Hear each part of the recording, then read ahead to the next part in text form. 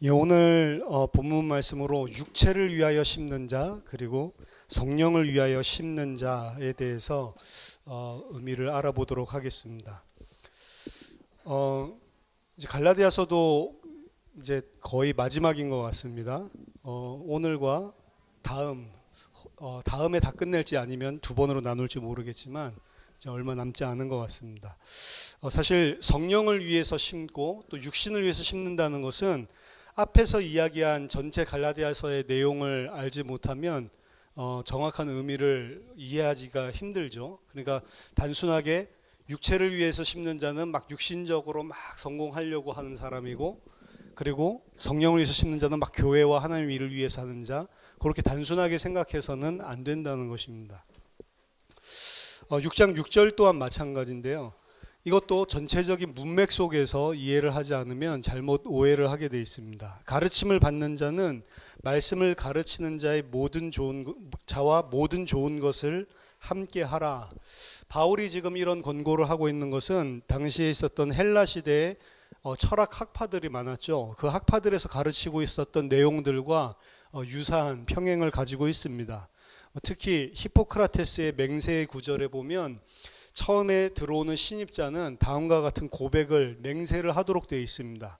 내게 이 의술을 가르쳐준 그를 내 부모와 동등하게 여기고 그와 제휴하여 내 삶을 살고 만약 그가 돈이 필요하면 내 소유를 그에게 주겠다라고 선서를 해야지만 들어간다. 그래서 그 당시에 그렇게 가르침을 했었던 수많은 그리스 헬라 시대의 철학 분파들, 학문들 이런 거 할 때 그 스승에게 가르침을 받는 자들이 들어올 때 자기 자신이 부모님과 같이 섬기기도 하지만 또 경제적인 어려움을 보면 자기의 모든 것을 다 들여서라도 그 스승을 섬기겠다라고 하는 게 일반적인 사회적인 분위기였습니다. 바울은 교회 내에 어떤 배열을 언급하기 위해서 이 격언을 하고 있습니다. 즉 교회 안에도 말씀을 가르치는 자, 복음을 가르치는 사람들이 있고 그것을 배우는 사람들이 있습니다. 하지만 이것은 일반적으로 교회에서 가르치듯이 성도들은 교회에서 교역자들, 말씀 가르치는 목사들을 가장 좋은 것으로 섬기고, 그리고 목사들을 섬기는 것이 성경에 있는 하나님의 명령이다. 바울도 이렇게 명령했고 그렇게 살아야 된다. 그런 일반 룰을 가르치는 내용은 절대로 아니라는 것입니다. 이것을 교회 목회자들의 편의를 위해서 성경적인 위계 정도로, 그래서 말씀 가르치는 자는 높이 있고 가르침을 받는 자들은 그 아래에 있고 그 아래에 있는 자들은 육신의 좋은 것으로 모든 것들을 다 섬겨야 된다라는 식으로 가르치는 것은 지금 바울이 갈라디아서에서 이 말을 하는 것은 상황과 어느 정도 유격이 있다라고 보는 것입니다. 바울은 갈라디아 교회를 떠나기 전에 자신이 떠난 후에도 지속적으로 그곳에서 복음과 진리의 말씀으로 양육할 수 있는 교사들을, 자기 대신해서 할 수 있는 자들, 지속해서 할 수 있는 자들을 세워놓고 떠났습니다.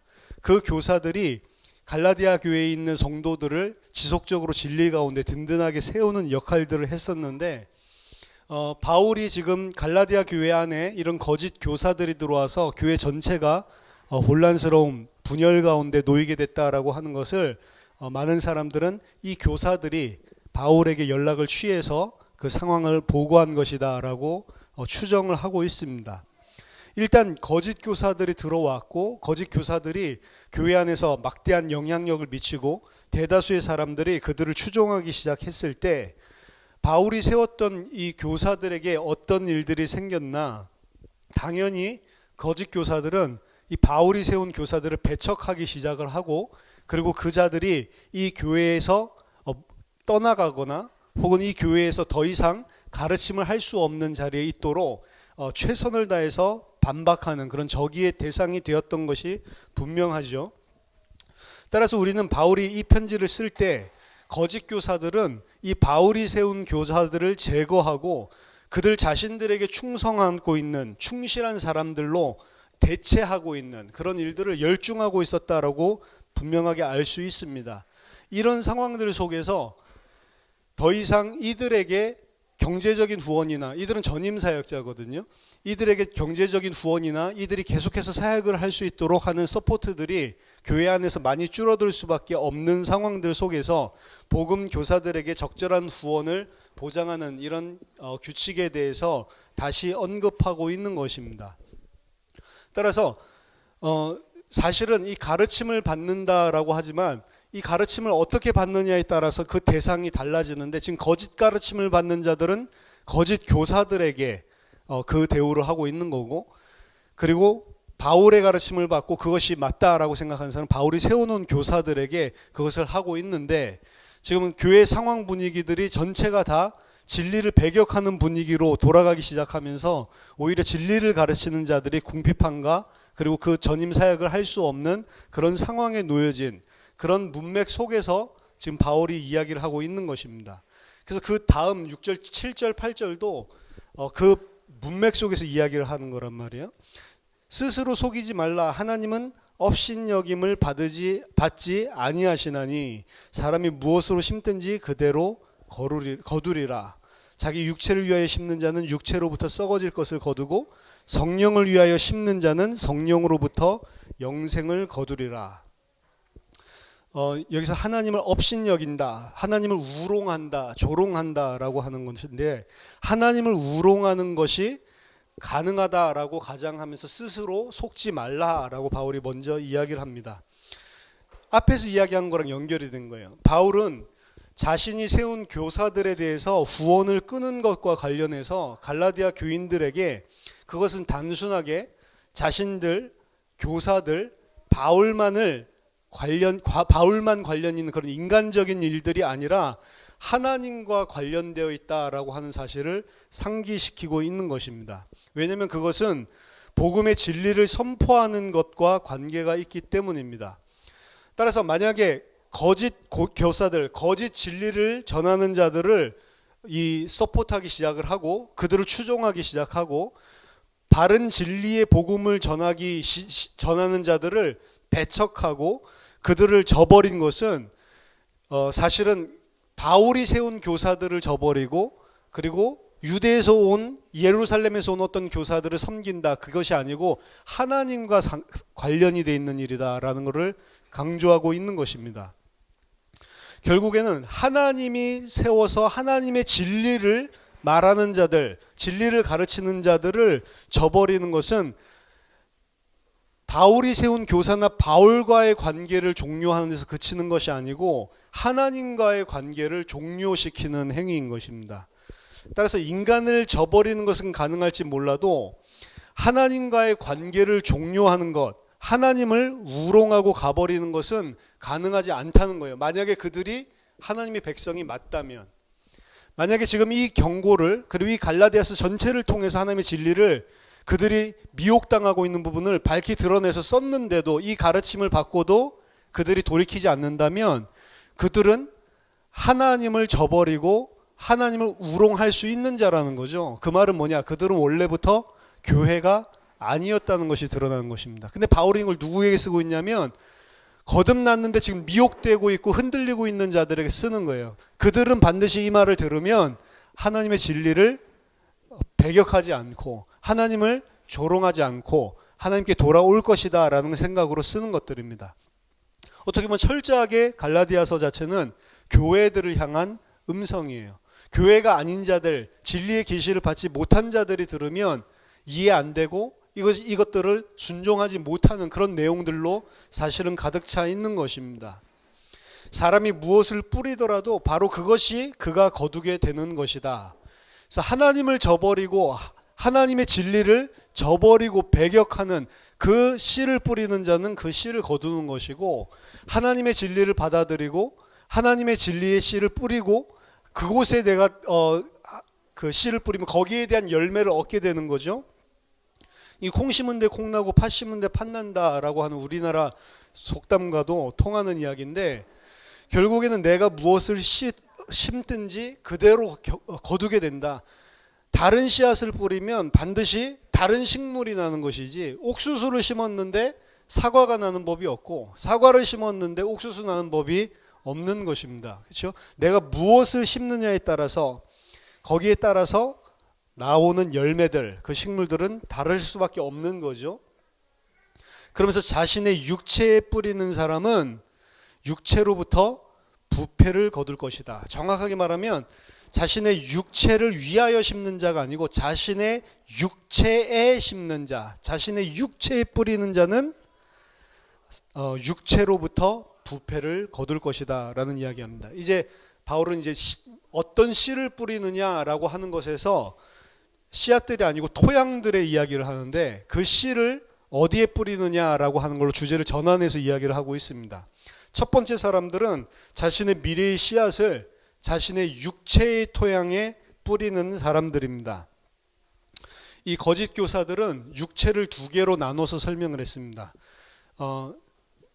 영어로 하면 대문자, 제가 한번 설명드렸죠. 대문자 플래시, 그 육체. 이 육체는 뭐냐면 우리를 계속해서 육의 악한 충동으로, 육신적인 악한 충동으로 우리를 계속 끌고 가고 있는 그 거대한 육신의 힘, 거대한 육신이라고 하는 어떤 존재. 그리고 플래시, F를 소문자로 쓴다면 그 육체는 우리가 율법을 행하고 우리가 율법을 준수함으로써 그 커다란 육체의 욕심을 이길 수 있고 제어할 수 있는, 억제할 수 있는 그런 치료책, 즉 육체의 할례, 그런 육체.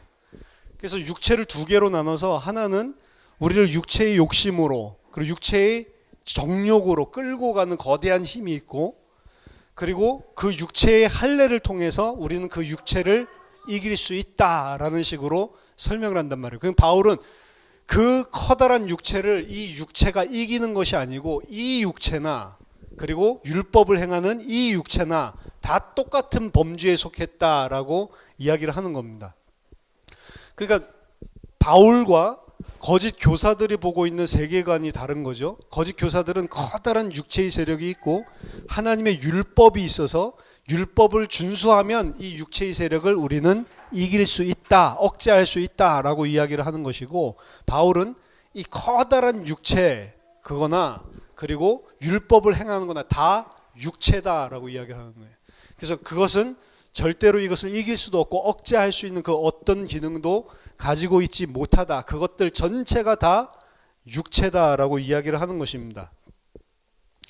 하나님은 육체에 대한 예속의 치료제로 율법 준수, 할례를 준 것이 아니다라고 바울은 이야기하는 것이고, 거짓 교사들은 내가 율법을 행하고 할례를 행함으로 드디어 이제 그 육체를 이길 수 있는 하나님의 백성이 되는 것이다라고 이야기를 하는 것이죠.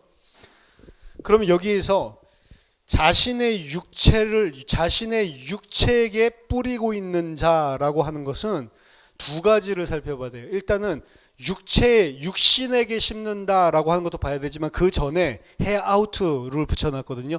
자기 자신의 육체에 뿌리고 있는 자. 율법을 행한다라고 하는 것은 뭐 할례도 자기 육신에 행하는 것이지만 결국에는 누구에게 씨를 뿌리고 있는 거냐면 내 자신에게 씨를 뿌리고 있는 거예요. 내 자신에게 미래를 투자를 하고 있는 겁니다. 결국에는 육체의 할례를 행하고 율법을 지키면서 누구 자신에게 계속 씨를 뿌리고 있는, 나를 위해서 씨를 뿌리고 있는 거예요. 내가 하나님의 백성답게 내가 그럴듯한 존재로 계속 성장하고 내가 하나님 볼 때 거룩하고 의로운 자가 된다라고 하는 나중심적인 사고란 말입니다. 그래서 율법을 행하는 것을 그냥 육신에 심는다라고 하지 않고 바울은 정확하게 자기 자신의 육체에게 심는 자라고 이야기를 합니다. 우리가 하나님의 복음과 그리고 하나님의 복음이 아닌 인간 세계, 이 두 개를 나누는 기준에 가장 중요한 것은 뭐냐면 결국에는 나를 부인하냐 아니면 나를 중심으로 사냐라고 하는 것입니다. 모든 죄의 원천은 나예요, 나. 내가 하나님의 자리에 있고 내가 어떤 위치에 도달하는 것을 목적으로 합니다. 모든 우상 숭배, 우상을 숭배하기 위한 거 아니에요. 나입니다, 나. 사실은 우상은 결국에 파고들면 내 밖에 있는 것이 아니고 나 자신이 우상이라고요. 밖에 있는 우상은 나 자신이 필요한 것을 얻어내기 위해서 섬기는 도구입니다. 사실은 활용하는 도구죠. 그렇기 때문에 그게 잘 들어주면 계속 잘해주는 척하고 안 들어주면 안 합니다. 어느 순간부터. 무속인을 쫓아다니는 게 아니에요. 그 무속인을 통해서 나에게 오는 유익을 쫓아가는 것입니다. 그렇기 때문에 그 무속인이 잘 맞히면 돈을 엄청나게 퍼주기도 하지만 어느 순간부터 신발 떨어졌다라고 하면 찾지도 않는 것입니다. 왜? 나를 위해서 아무런 도움이 안 되니까. 그런 차원에서 모든 우상 숭배는 나를 위한 것이고, 사람은 하나님과 단절되면서부터 죄라고 하는 것은 뭐냐면 나 중심으로 다 사는 거예요. 왜 하나님 섬기죠? 왜 예수 믿죠? 내가 천국 가기 위해서, 내가 이 땅에서 잘 되기 위해서, 우리 가족이 잘 되기 위해서, 그 전부 다 우상 숭배란 말입니다. 그러니까 교회 다니면서도 대부분의 사람들은 자기 자신의 육체를 위하여 씨를 뿌리고, 자기 자신의 육체에 뿌리고 있는 자란 말이에요. 미래의 씨를. 어디서 열매를 보기를 원해요? 나 자신에게서. 근데 단순하게 이런 물질적인 육신적인 이런 어떤 이익을 취하는 것뿐만이 아니라 나 자신을 위해서 심는 것은 내 인격 고양, 내가 훌륭한 사람이 되고 내가 인격적으로 도덕적으로 윤리적으로 아주 훌륭한 성품을 가진 가치 있는 고귀한 존재가 되는 것도 다 포함한단 말이에요. 그거 전체가 다 나에 대한 거잖아요. 나. 그래서 열심히 살건, 그리고 내가 깨끗한 삶을 살건 전부 다 뿌리를 쳐다보면은 나를 위한 거예요. 근데 그렇게밖에 할 수밖에 없잖아요. 왜? 먹고 살아야 되고 내가 훌륭한 사람이 돼야, 내가 가치 있는 사람이 돼야 그거 외에는 추구할 것이 없단 말이죠. 세상에서는. 그게 바로 육체의 강력한, 육신의 강력한 힘에 예속되어 있는, 묶여 있는 사람들입니다. 내 명예를 위해서도, 그리고 내 고귀한 인격과 내 인품, 인성을 위해서도, 혹은 내 자신의 육신적인 어떤 물질적인 어떤 욕심을 채우기 위해서라도 사람들은 다 그런 여러 가지 갈래지만 결국에 나라고 하는 것에 심고 사는 사람들이란 말이에요. 그래서 육체를 위해서 심는 자는 육신의 어떤 것을 막 추구하고 라고 하지만 더 정확하게는 나를 위해서 사는 자가 나의 육신에 뿌리고 있는 자들, 씨를 뿌리고 있는 자들입니다. 반대로 그 두 종류의 사람을 보여주는 데 있어서 바울은 다른 한 종류의 사람을 뭐라고 이야기를 하냐면 성령에 뿌리는 사람이라고 이야기하고 있어요. 성령을 위하여 심는 게 아니고 성령에 뿌리는 자. 그러나 성령에 뿌리는 사람은 성령으로부터 영원한 생명을 거둘 것이다. 바울이 이야기하는 이 성령에 뿌리는 사람은 자기 자신에게 초점을 맞추지 않는 사람이에요. 앞에 육신에 뿌리는 사람은 자신의 육체, 자기 자신의 육신에 뿌린다라고 표현을 했고, 성령에 뿌리는 사람은 만약에 헤아우트처럼 성령에다가 뭔가 꾸며주는 어떤 것을 더해야 된다면 자신의 성령이 아니죠. 하나님의 성령, 그리스도의 성령이 될 것입니다. 결국에 이 사람은 내 자신을 부인하고 자기 자신의 육신을 위하여 사는 것이 아니고 나 자신을 부인하고 그리스도의 성령에 뿌리고 있는 사람. 이 사람의 초점은 성령, 그리스도의 영, 하나님의 영에 초점이 있는 사람들입니다. 이 사람과 이전 사람을 대조하면서 바울은 하나님이 이미 그들의 마음속에 성령을 보낸 사람들을 일깨우고 있는 거예요. 하나님이 마음속에 성령을 보내지 않은 사람은 절대로 이 말을 못 깨닫게 돼 있죠. 따라서 아까 전에 그 전절에서 이야기했었던 가르침을 받은 자와 말씀을 가르치는 자와 모든 좋은 것을, 가르침을 받는 자는 가르침을 가르치는 자와 모든 좋은 것을 함께 하라라고 했을 때 과연 그 가르침을 받는 자, 내가 가르침을 지금 받고 있는 자가 가르치고 있는 내용이 내 육신을 위하여 심고 있는 자인지 뿌리고 있는 자인지, 아니면 내 육신을 위해서가 아니고 성령에 뿌리고 있는 그 가르침을 가르치고 그 진리를 말하고 있는 자인지, 거기에 따라서 바울이 위에서 말한 것들이 갈리고 있는데, 지금 갈라디아 교회 안에는 성령을 받았음에도 불구하고 잠시 미혹돼서 지금 누구에게 좋은 것을 함께 공유를 하고 있냐면 거짓 진리를 말하는 자들과 그 자신의 소유를 함께 공유를 하고 있는 그런 상황인 것입니다. 자기 자신의 육체를 위해서 살고 있는 사람은 그 육체의 힘, 육체에 예속되어서 종로로 탈 수밖에 없는 거죠. 할례를 열심히 행하는 것이 결국은 육체를 따르는 것이고 육체에 심는 것이고 나 자신을 위하여 뿌리고 있는 것입니다. 따라서 그들은 육체로부터 썩어질 것, 부패, 사망밖에 거둘 수 없는 거죠. 그들은 절대로 그 육체의 예속에서 풀려나는 것이 아니라 더욱더 자기 자신을 그 육체 속으로 예속을 시키고 있는 것입니다. 하지만 성령에 뿌리고 있는 자, 이 자들은 자기 자신을 부인하고 성령 하나님의 영에 뿌리고 있는 이 자들은 육체에 예속시키는 진짜 세력으로부터 해방을 받는 것이죠.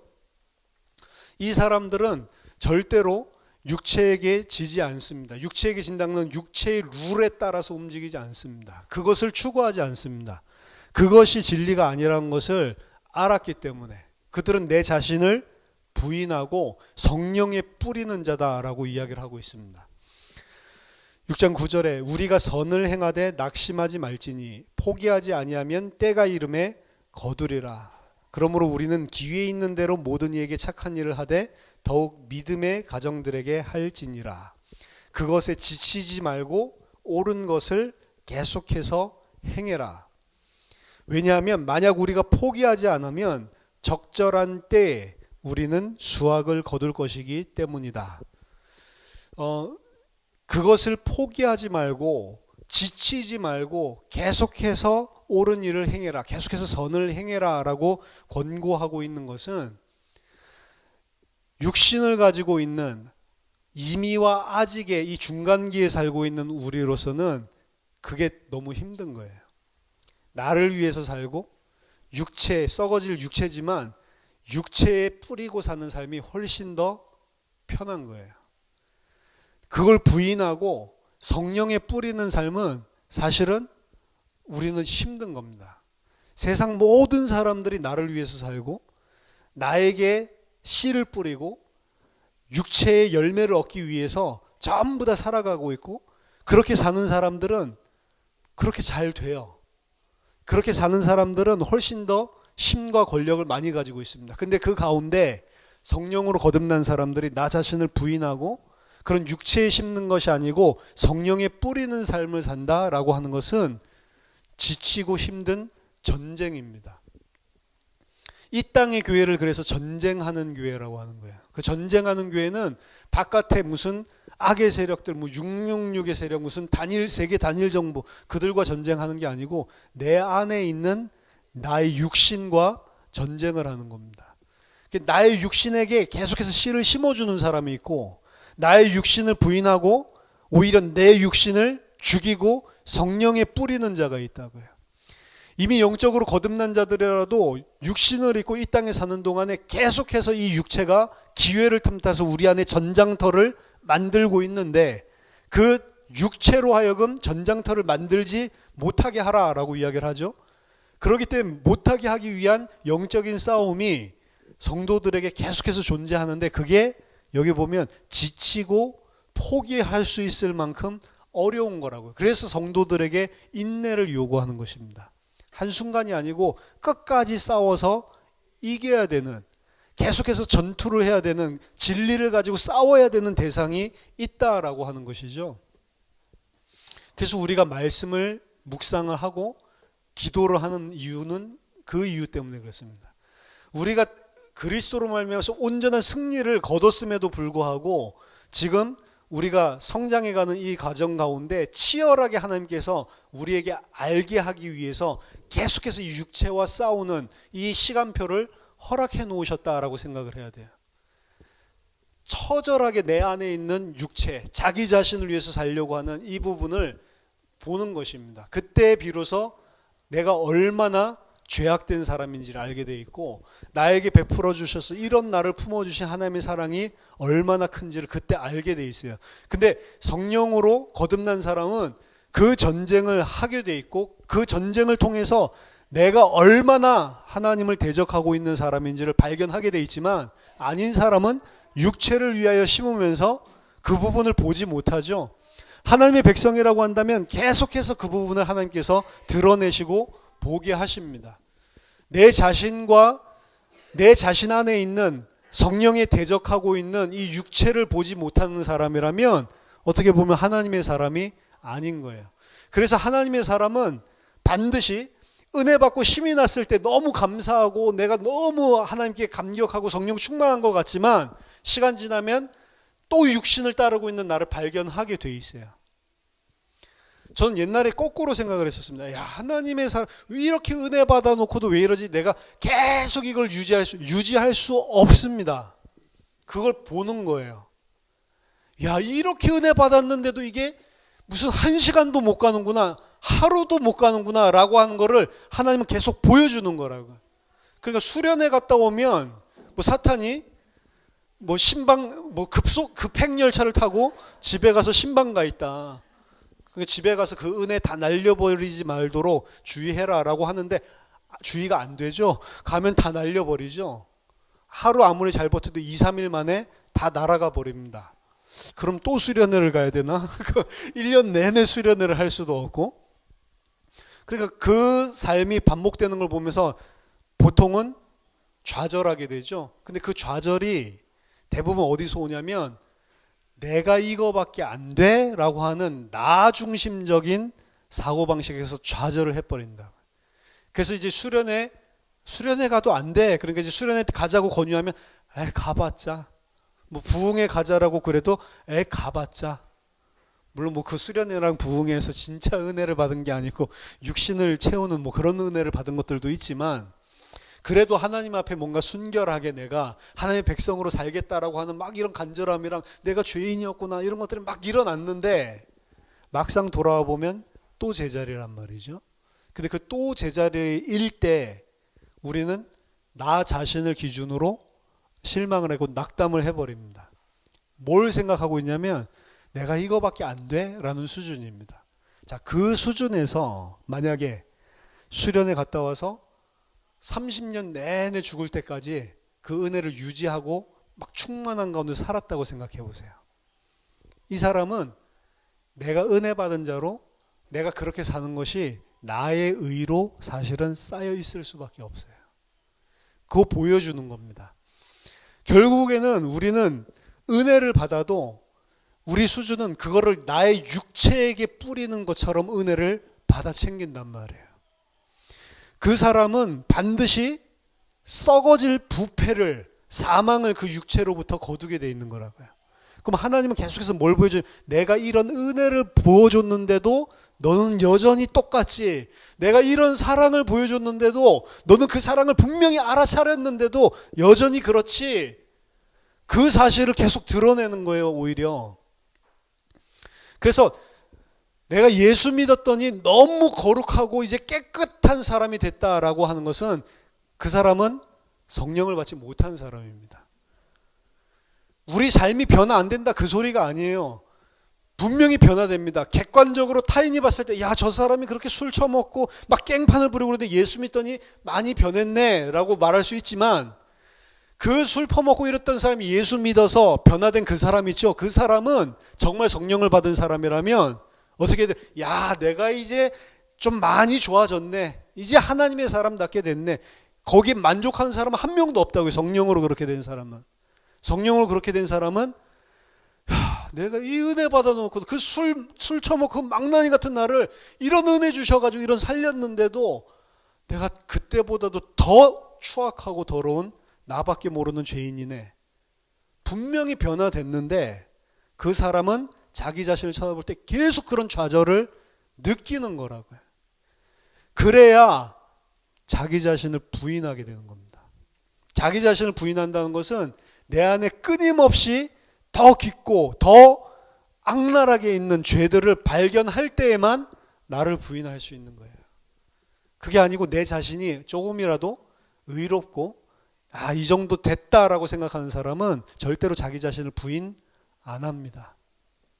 그래서 하나님은 성도의 삶들을 통해서 계속해서 성령의 뿌리는 자가 되도록 나 자신에게 뿌리는 것이 아니고 성령의 씨를 뿌리는 자가 되도록 내 자신의 그런 추악함을 계속 드러나게 해줘요. 성경에서는 우리 사람이 가지고 있는 마음이 무슨 만물보다 부패하다라고 이야기를 하지만 사실 그 말을 우리가 자주 쓰면서도 뭘 그렇게 만물보다 부패해? 이렇게 생각을 한다고. 그렇죠? 그리고 내가 뭐 그렇게 죄인 중에 죄인이야? 그렇게 생각을 한다고요. 바울이 초창기 때 은혜를 받았을 때 자기가 죄인이라고 눈물도 많이 흘렸겠죠.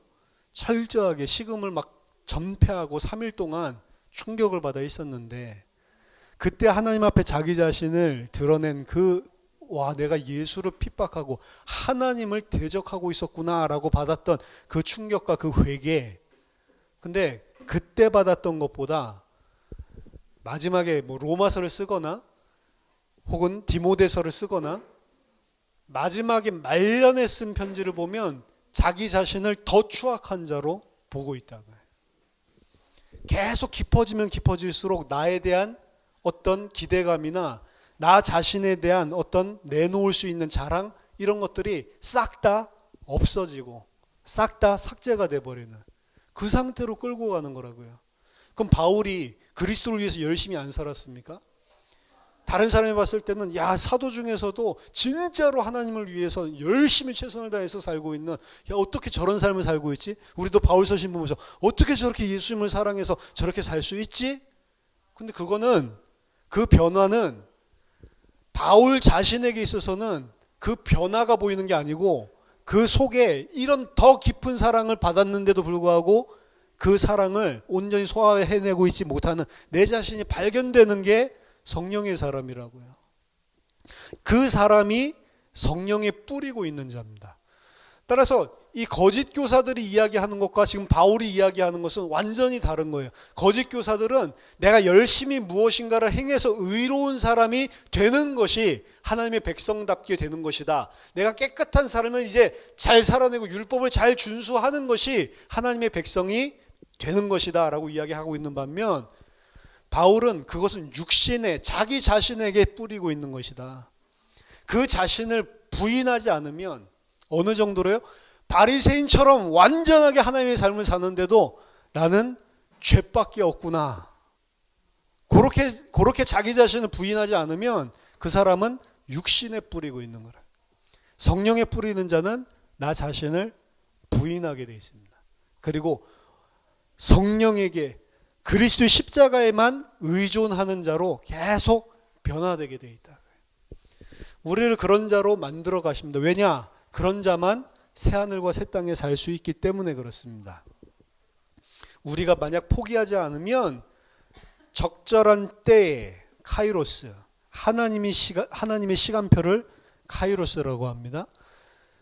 카이로스가 있고 크로노스가 있는데, 우리가 가지고 있는 시계, 달력, 그렇게 시간 쭉 흘러가는 거 있죠. 그건 크로노스예요. 그거는 우리 역사 속에서 흘러가는 시간이고, 카이로스라고 하는 것은 하나님이 정하신 때, 하나님이 하고 계시는 것을 우리들이 포착할 수 있는 그 시간표. 예를 들어서 똑같은 사건들을 보지만 하나님의 사람이 보는 거랑 그리고 일반 육신을 가진 세상 사람들이 보는 거랑 전혀 다르단 말이에요. 일반 사람들이 볼 때는 저주스러워 보이고 재앙같이 보이는 그것이 하나님의 사람이 봤을 때에는 이게 지금 하나님이 엄청난 은혜를 쏟아부어 주시는 응답의 시간표구나 라고 볼 수가 있다고요.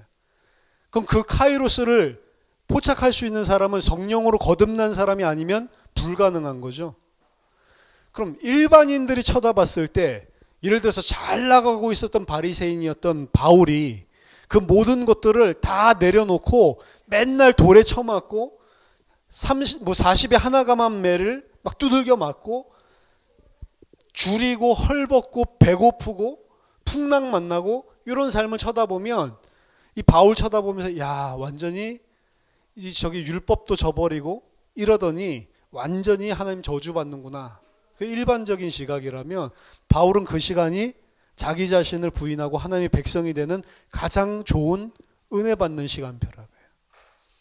내 육신에 어떤 문제가 생기고 가정에 어떤 문제가 생겼던 것들이 하나님의 이 성령을 뿌리는 자에게는 카이로스의 시간표로 보인다. 지금 이 시간이 바로 내가 없어지고 그리스도가 나타나는, 나를 부인하고 그리스도만 의존하게 하는 하나님의 응답의 열매를 맺는 시간표구나 라고 보여지는 반면, 일반 사람들은 그렇게 안 보이는 거죠. 그래서 그렇게 하면 아이고 어리석은 것, 무슨 하나님이 그렇게 한다고, 저 고생하면서도 끝까지 예수 믿는다고 저러고 있냐라고 이야기를 하죠. 그게 일반적인 시각이라. 지금 여기서 이야기한 것은 카이로스라는 시간표를 이야기하고 있는 겁니다. 성령을 위해서 심고 인내하고 포기하지 않으면 우리는 그 카이로스의 시간표에 수확을 거둔다는 거예요. 그렇죠? 그건 잘 된다는 이야기가 아닙니다. 그 우리가 뭐 성령을 위해서 심었더니 하나님이 막 풍성한 응답을 육신적으로 주는 거랑 전혀 관계가 없는 거예요. 오히려 성령을 위해서 심었더니 육신적으로는 완전히 고난과 핍박과 환난과 말도 안 되는 저주스러운 일이 생길 수도 있다고. 근데 낙심하지 않고 포기하지 않는 자는 그 속에서 카이로스의 시간표를 본다. 하나님이 지금 내게 이런 은혜와 응답을 주시는 거구나. 우리는 그 열매를 수확하면서 사는 자들이에요. 육신적인 열매를 추구하는 사람들이 아니란 말입니다. 따라서 위기가 오고 사건이 오고 문제가 오면 그 사람이 믿음의 사람인지 아닌지 드러난다라고 이야기하죠. 평온할 때는 다 기쁘고 할렐루야입니다. 육신적인 사람도 할렐루야.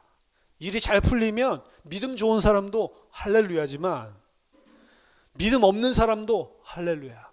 누가 믿음 좋은지 몰라요. 근데 문제 생기고 사건 생기고 나를 낮추는 일이 생기고 나를 부인하는 나를 갖다가 전부 다 내리까는 이런 일들이 딱 생기면 이제 믿음이 있는 자인지 그 속에서 인내하며 기뻐하며 카이로스의 시간표를 보고 있는 사람인지 아니면 육신의 사람이라서 육체 때문에 힘들어하고 포기하고 육체 때문에 육체의 열매밖에 못 보는 그런 크로노스의 시간표의 사람인지 드러나는 거죠. 똑같은 사건 가지고 같은 사건은 어떻게 보느냐 완전히 다르게 되어 있습니다. 우리가 만약 포기하지 않으면 적절한 때에 우리는 수확을 거두게 된다. 하나님의 카이로스의 시간표에 우리는 수확을 하게 된다. 그러므로 우리는 우리에게 기회가 있을 때마다 모두의 유익을 위하여 특히 믿음의 가정을 구성하는 사람들의 유익을 위해서 옳은 일을 하자, 행하자라고 이야기를 합니다. 그들의 생각을 공동체에서 열매 맺는 사람들을 단순하게 교회 안에서뿐만 아니라 여기 보면 모두의 유익을 위하여라고 이야기를 하죠. 우리 그 개역개정에서는 모든 사람에게 착한 일을 하되 더욱 믿음의 가정들에게 할지니라라고 이야기를 합니다. 이 말은 어떻게 보면은 바울이 지금까지 갈라디아서 이야기를 해온 거에 역설이 조금 포함되어 있는 겁니다. 왜냐하면 갈라디아에서는 계속해서 바울은 집요하게 사람 사이의 구분을 주장하는 교사들을 대적하고 있어요. 이 사람들은 유대인과 이방인, 율법을 준수하는 자와 준수하지 않는 자 이렇게 계속 사람을 구별을 하고 있었죠. 바울은 우리는 세례 때 그런 구분하고 있었던 대립상적인 구조로 보고 있었던 우리는 죽었다라고 이야기하고 갈라디아 교인들이 우리에게 이제는 더 이상 그렇게 선과 악으로 나누고 좋은 것 나쁜 것 훌륭한 사람 훌륭하지 않은 사람 그리고 좋은 것 나쁜 것 이 모든 나누는 그 기준들이 다 우리는 끝났다 구원 안에서. 그리고 그렇게 이야기하는 이방인 유대인 그런 거 없다 더 이상. 율법을 행하는 자 율법을 행하지 않는 자 그런 거 없다. 그와 반대로 새로운 단일체가 있는 거 우리는 단일체다 그리스도 안에 한 몸이다 라고 하는 것을 이야기합니다. 그 새로운 단일체는 믿음의 가정이고 하나님의 새 창조로 이 형성되어 있는 단일체입니다. 하지만 이 단일체라고 하는 것은 유대인들이 구분하고 있었던 그 단일체와 전혀 다른 것이에요. 하나님은 오래된 예속시키는 구분, 그러니까 이방인과 유대인, 율법 지키는 자와 안 지키는 자 이렇게 나눴었던 예속되었었던 그 구분을 새로운 예속시키는 구분으로 교회와 교회 밖 그렇게 나누는 구분으로 대체하는 게 아니란 말이에요. 우리는 좀 그렇게 생각을 하거든요. 교회는 이제 거룩한 곳이고 밖에 있는 사람은 더러운 것. 우리는 성령의 사람이고 예수 안 믿으면 저 마귀 새끼. 심지어 가정 안에서도 남편 쳐다보면서 이 마귀. 저 교회도 안 나가고 왜 잠은 쳐자고 있어 주일에 막. 그렇죠? 일요일 그러면 막 화나고, 일요일 주일이지 막 이러면서.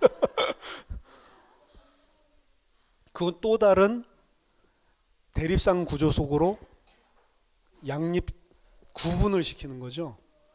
분명히 하나님은 교회를 이 세상과 구별된 단일체로 부르신 건 맞다고요. 근데 우리는 우리 체질이 그 반으로 나눠서 내가 선악을 판단을 해서, 그래서 내가 생각할 때 가치 있고 가치 없는 것으로 나누는 이게 여전하다 보니까 이 하나님이 그리스도의 단일체로 세상과 구별해서 부르신 우리를 세상과 비교해서 쳐다볼 때도 똑같은 그런 방식으로 쳐다보고 있다. 그래서 나는 구원받은 하나님의 백성, 저거는 마귀 새끼. 그렇죠? 그 시각 자체로 하나님께서 율법과 그리고 비율법, 유대인과 이방인 나누듯이 교회와 세상을 나누는 게 아니라고요. 그 예속시키던 둘로 나눴던 그것이 그리스도 안에서는 다 깨져버렸다고요. 분명히 우리는 그런 구분이 있음에도 불구하고 교회라고 하는 공동체는 그 전에 그 예속된 사상에서 다 깨진 자들입니다. 그래서 오늘 무슨 이야기를 하냐면, 교회는 모두를 위해서 사실은 존재를 하는 것이고, 그리고 교회는 그 하나님의 백성이 아닌 것까지도 하나님의 창조 계획, 창조 세계 속으로 끌고 들어오는 거예요. 따라서 그 사람들은 교회를 핍박하고 있는 세상을 향해서 적의를 품는 것이 아니고 오히려 그들을 용서할 수 있게 되는 겁니다. 그게 되지 않으면 우리는 여전히 대립상적인 구조 속에 선악을 구분하고 나 중심이 돼 있는 그 삶을 살아가는 거예요. 그러니까 나를 죽이는데도 불구하고 그것이 하나님이 나의 유익을 위해서 하나님께서 다 허락해 놓으신 거잖아요. 근데 그 사람을 욕할 수 있습니까? 그러니까 완전히 선과 악의 개념이 없어져 버리는 거예요. 어떤 면에서는. 분명한 선이 있고 분명한 악이 있는데 내가 받아들일 때는 그 악까지도 다 하나님의 좋은 계획으로 품어 안아버리는 겁니다. 그렇게 통일이 되는 거예요. 그래서 이 믿음의 사람들은 우리 믿음의 가정들에게도 잘 하지만 모든 자들에게 다 선을 행하는 공동체로 그 구분 자체가 사라져버리는 겁니다. 따라서 하나님은 모두를 위하여 존재하는 교회를 창조하심으로 그의 창조를 세계 현장으로 소환하십니다.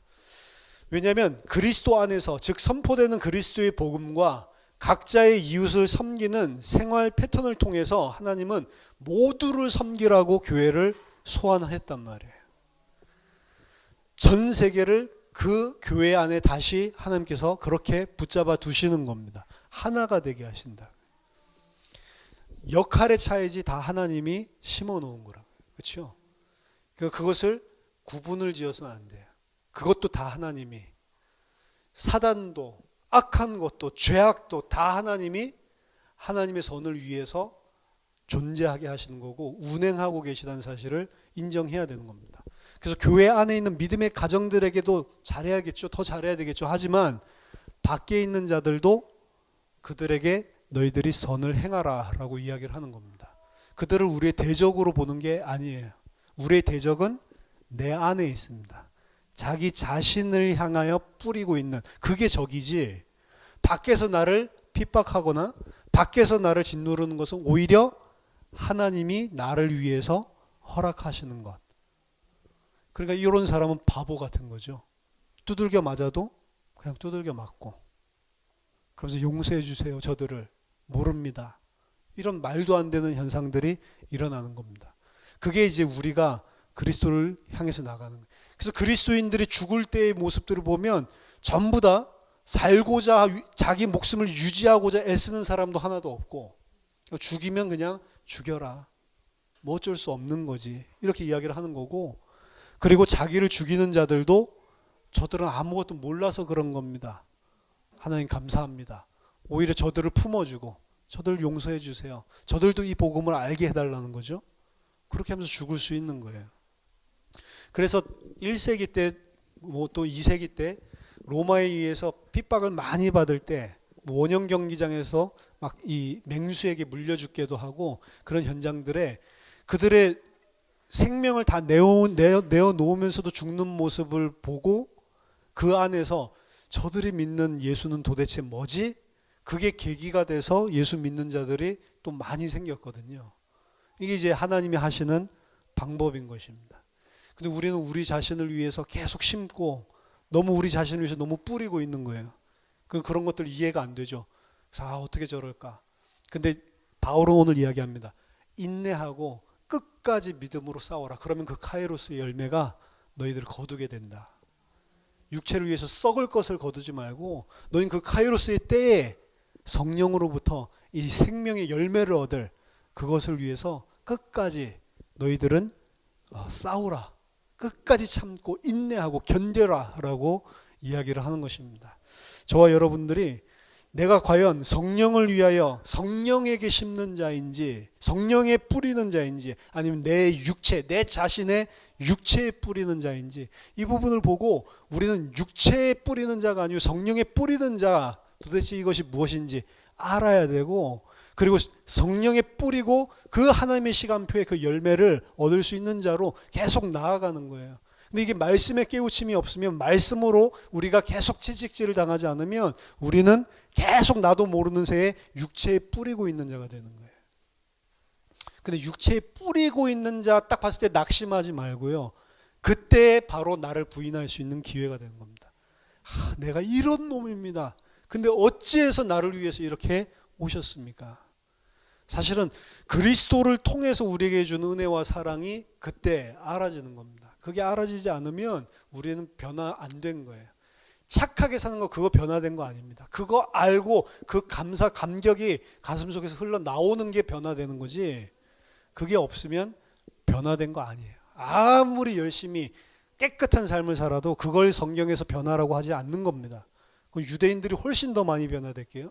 그걸로 이야기한다면 예수 그리스도가 이 나같이 추악한 죄인을 위해 한 그 은혜, 그 사랑, 그게 마음속에서 막 감격으로 솟아올라 그 순간 그것을 아는 만큼만 변화됐다라고 이야기를 하는 거예요. 다 주셨잖아요. 자기 아들을 아끼지 않고 내어주시니까 자기 아들과 함께 우리에게 모든 것을 은사로 주지 않겠냐, 모든 것을 주시지 않겠냐. 하나님은 모든 것을 다 줬다. 예수를 우리에게 줬다라고 이야기하는 것은 모든 것을 다 줬다는 거예요. 그렇죠? 성삼위 하나님, 삼위일체 하나님이 육신을, 그것도 영원한 육신을 입고 이 땅에 오셔서 나 때문에 죽으시고 나 살리기 위해서 그 낮아지시고 죽으시고 그리고 영원한 육체 안에 갇히시고 그랬으면 다 준 거죠. 그렇죠? 뭘 더 달라고 합니까? 그 예수 이름으로. 그렇죠? 예수님 자기 자신을 주시고 다 줬는데 우리는 또 그 예수 이름으로 뭘 또 달래? 내 자신의 육체를 채울. 악한 것입니다. 모르는 거죠, 전혀. 진짜 예수를 알면 그런 기도는 안 하게 돼 있어요. 뭘 더 바랄 게 있어요. 그렇죠? 더 원하는 것도 없고 더 가지고 싶은 것도 없고 이대로 족한 거죠.